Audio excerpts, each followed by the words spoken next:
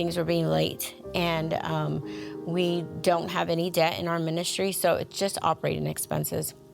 I should have been believing the Lord and just been believing the Lord.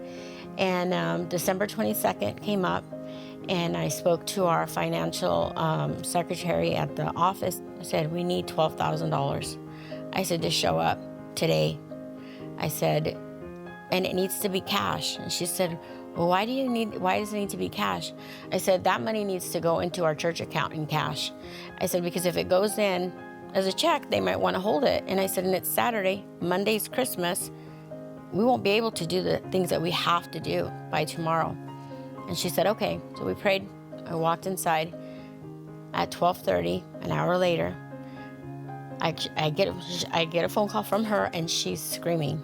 A lady in the church had gotten a check from a huge settlement, and she wanted, because of the way that the check was drawn, this is totally God too, because of the way the check was drawn, she was able to go into the bank that it was drawn off of and cash this large check to be able to sow, because they wanted to sow $13,000, and they wanted their seed in the ground, and she wanted to go to the office to get it recorded that it was in the bank before, I think it was in our bank account by 9:30. The bank's opened at 9.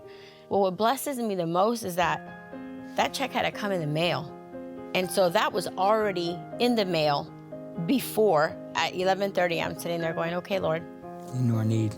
You know what needs to happen, and we need to go into this next year right. And so, I mean, just God has been doing things like that over and over again.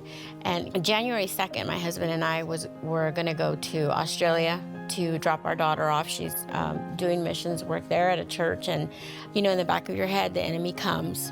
And to tell you, well, you're leaving January 2nd. What if there's lack? You know, you're the pastors, you need to be here. All these thoughts were coming to my mind. And I said, Lord, you need to take care of this, because I can't leave to Australia to spend this quality last 2 weeks with my daughter. We're sowing her into another ministry, to spend these weeks with my daughter thinking about what's happening at home. So I'm sitting there at 8:35, and I get a phone call from my secretary at home. And then she said, I sent you balances and everything. And I said, okay. So I had a choice, either check the balances, check what's going on now, or wait for 17 hours, you know?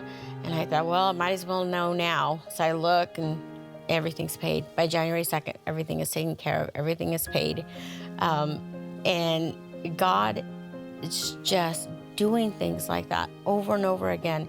Our partnership with KCM has taught us how to, on purpose, enjoy a good life and not only be blessed, but to be put into a position to truly be a blessing to others. And we're just grateful for it. It'll work for anybody. Yeah. It'll work for anybody.